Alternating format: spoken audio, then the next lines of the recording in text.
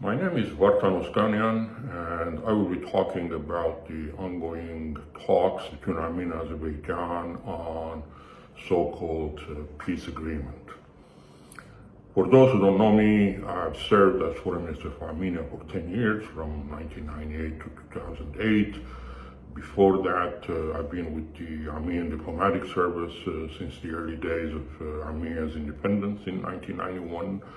Since '93, I've been at the forefront of Karabakh talks, and from 1996 on, I've been the chief negotiator for Armenia on the Nagorno-Karabakh conflict until the end of my tenure as Foreign Minister of Armenia.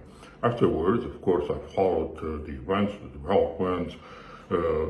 I'm familiar with this conflict very well. I know the details and the nuances. I've always had a front row in the talks. I've seen many different proposals by the Minsk Group co-chairs come and go, different ideas being thrown at us, different views being deliberated.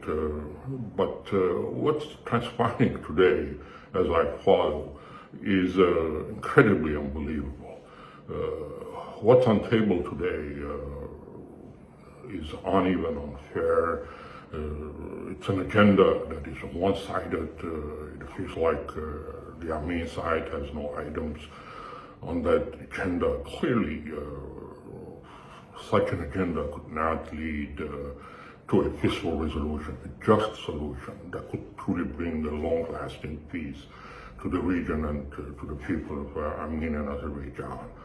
So what's on the agenda today is simply that Nagorno-Karabakh, as we Armenians know it as Artsakh, will be simply dissolved within Azerbaijan. It will be extinguished, will disappear, will evaporate. It will be part of Azerbaijan. This is clearly stated by Nikol Pashinyan, there's no doubt about it. In addition, Armenia will be conceding territories to Azerbaijan, so-called enclaves, in return for nothing.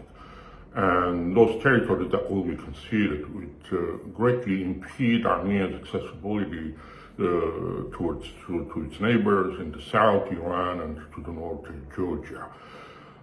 And all this against nothing. The Armenian negotiators, as I understand, are struggling. They are in an uphill battle to extract commitments from Azerbaijan to guarantee the safety, security, and the rights of the people of Nagorno-Karabakh that will be living within Azerbaijan. The negotiators are struggling to extract commitment from Azerbaijan to recognize Armenia's territorial integrity, whatever will be left of after conceding the enclaves, certain territories. Seriously, this path does not lead to peace. At best, it could be a temporary fix. It could be a respite, but at the same time, will plant the seeds of an even bigger conflict in the future. Look, I understand Armenia lost war, tables have turned, but there are limits to what you can impose on the vanquished. You have to be reasonable, especially if you are after a long-lasting peace, a just peace, not simply to formalize your territorial grabs, to formalize your war spoils. That will not lead to lasting peace because it will not be just. History is riddled with similar examples, and we know where such solutions lead to. And the most evident example is what's been imposed on Germany after World War I. So this path could not lead to peace. That's one. Secondly, Azerbaijan is no democracy. Even by the most lucid, expensive definition of that word, one cannot conclude that Azerbaijan is a democratic state. It's an autocratic, it's a dictatorship. And Nagorno-Karabakh being what they are, having been an independent political entity in the past 30 years, having conducted more than a dozen of elections, regional, parliamentary, presidential, in a very democratic way, given their aspiration to be living in a democratic environment, to be a democratic entity. Given all that, these people, 120 to 150,000 of them, simply cannot be thrown at the laps of dictatorship. This won't work out. This will not bring peace, and their security, their rights, minimum rights, cannot be guaranteed. Thirdly, Pashinyan is engaged in these talks under duress. He's negotiating under duress. There's a gun on his head, and that is the threat of war. We see that every day. We feel that every day. Every time there's an idea thrown at him, as an alternative solution, the answer is that if we do that, Azerbaijan will attack us. There will be war. So there's this constant threat of war in the mind of today's negotiators, in the mind of Pashinyan. And this will render him irrational in his decisions. And whatever agreement he reaches, that will be questionable. And whatever signature he puts on, the legitimacy of that signature will be highly debatable, questionable, because the whole process has been conducted under duress. And finally, if Pashinyan truly goes on and signs agreement, Armenia will lapse into a perpetual cycle of instability. Democracy as we know it will simply disappear, or democracy as we wish to have in the future will never happen, because Pashinyan's chair and his security will collapse into one, and that is a clear recipe for dictatorship.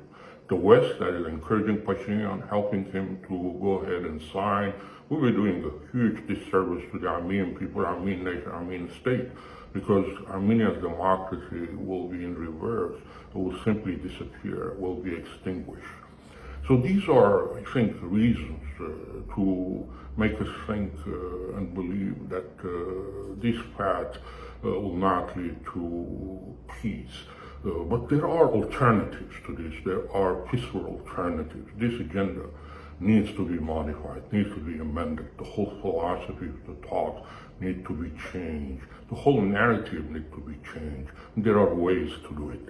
The agenda needs to be more even, more equal, more just. And to do that, Armenia must immediately introduce to the agenda the fact that Nagorno-Karabakh people during the Soviet time, which is the only period where they had any association with Azerbaijan, that fact that they had autonomous status need to be introduced into the agenda, especially that Azeris have introduced to the agenda the item of enclaves, right? Both enclaves and the fact that Karabakh people had autonomous status, they're both the legacies of the Soviet period. You can't simply just pick and choose, have one on the agenda and dismiss and ignore the other one. It's Armenia's right now to bring this to the table, to have it on the agenda. And this has to be the benchmark that any future negotiation or discussion about the fate of people in Nagorno-Karabakh must be based on. So this is the benchmark that will eventually make the Karabakh people decide where they want to go from here on concerning their fate, their future. I'm being very careful here the way I'm framing this whole idea. I'm not suggesting that the Karabakh people revert back to their previous autonomous status within Azerbaijan. That's not what I'm suggesting. Who am I to make such a suggestion? It's totally up to the people of Nagorno-Karabakh to decide their future fate. What I'm suggesting is simply that Armenia, as the main negotiator here, the negotiating party, introduced to the agenda of the talks the fact that Nagorno-Karabakh people during the Soviet time, before declaring their own independence, they already had an autonomous status that has to be a benchmark for any future discussion about their fate and their future. And Armenia has the right to do this. No one can oppose it. If Azerbaijan opposes it, they should be under serious pressure, and they should be subject to international law terms, because refusing even to accept that fact to be included on the agenda, that means they don't even talk about any possible internal self-determination. That means the people of Garafal will automatically have the right to aspire for external self-determination, whether that is independence or some other status. Look, as Armenia introduces this item, and they must, at the same time, Armenia must hold on to its recognition of Azerbaijan's territorial integrity. Because unless there's a clarity on this item, whether it's accepted or not, the way the talks will be conducted around this particular topic will be a determining factor about the Azerbaijan's territorial integrity. Because unless there's no clarity on this item, according to international law, Azerbaijan's territorial integrity will be a rebuttable presumption. Lawyers will understand this, international lawyers in particular. Azerbaijan's territorial integrity, that principle will be a rebuttable presumption as long as there's no clarity on this particular item. Look, the international law is very clear on this one. There is a UN resolution, which was adopted unanimously by all UN member states in 1970.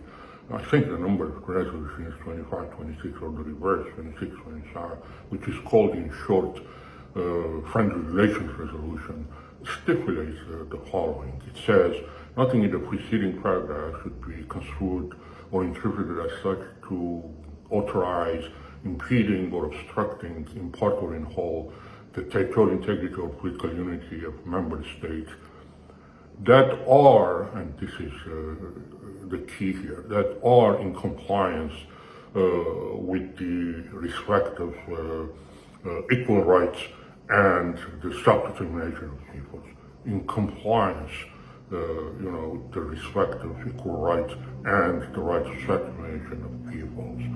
A contrarial reading of this paragraph makes clear that when those rights are not respected, the right of self-determination is not respected, the territorial integrity of that particular state, at best for them, could become a rebuttable presumption. That's what it is now. As Armenia introduced that item, let's see how Azerbaijan will react, how they conduct the talks around this topic. Then Armenia will decide whether eventually will recognize Azerbaijan's territorial integrity or not. This is not the only item, this is not the only resolution that stipulates this principle. There are court decisions that stipulate the same principle. The Åland Island case, there's the Katanga case. Åland Island was the early 20th century, early 1920s. The Katanga case, the early 90s. There's the Canada Supreme Court decision concerning Quebec, I think was around 1996. All these decisions, their contrarial reading, provides a similar stipulation about the territorial integrity and the right of self-determination. So Armenia must introduce, as I said, that item to the agenda, where agenda will become more even, will be more just, and only then we can hope that the talks may lead eventually to such a resolution that will provide just and long-lasting peace for the region and for the people of Armenia and Azerbaijan. Now, let me conclude by addressing one other item. If you noticed, I was mentioning the word people with particular emphasis. I think the people of Nagorno-Karabakh, the people right for self-determination, because recently I'm noticing a very dangerous trend that is seeping into our vocabulary, into the parlance of the talk. This is being done deliberately.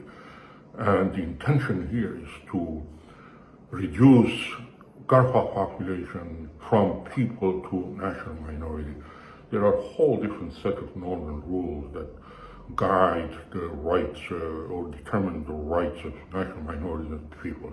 It's the only people that have the right to self-determination. Our adversaries know this. Some of the mediators that have ulterior motives know this. Unfortunately, the government of Armenia is playing along with this. They're using the same terminology. We need to fight this back, and we need to do it vociferously, because this is very dangerous. If we let this slip us, that means the rug is being pulled off from underneath the feet of the people of Nagorno-Karabakh as they continue to strive for their self-determination. We shouldn't let this happen. Fortunately, there's a clear definition by the UN and international law as what type of people, population could qualify for the category of people. Being people is not a matter of law, it's a matter of fact. But that fact will have its, as I said, its legal repercussions. Only the people that have the right for self-determination. The UN definition is the UNESCO definition, and the international law definition is clear. When you are a group of people or population, individuals living in compact on a territory, you've been historically there, the historic association with the land, you're on it. You are distinct in terms of your ethnicity, your historic heritage, your religion, your language, your even economic life. You have common traditions. You have common self-consciousness. You have common aspiration for your future, and you have the means and institutions to translate those aspirations into reality. You are, by definition of international law and the UN and UNESCO, you are people. And every single item that I mentioned there clearly fit the Karabakh people's presence on these territories historically, in the immediate past, today, and and tomorrow.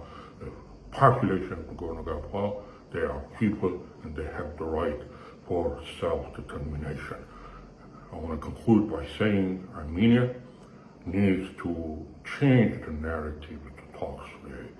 That is a dangerous fact. It will not lead to peace. There is peaceful alternative. Let's modify the agenda of the talk. Let's make it more even, more just by introducing this particular item.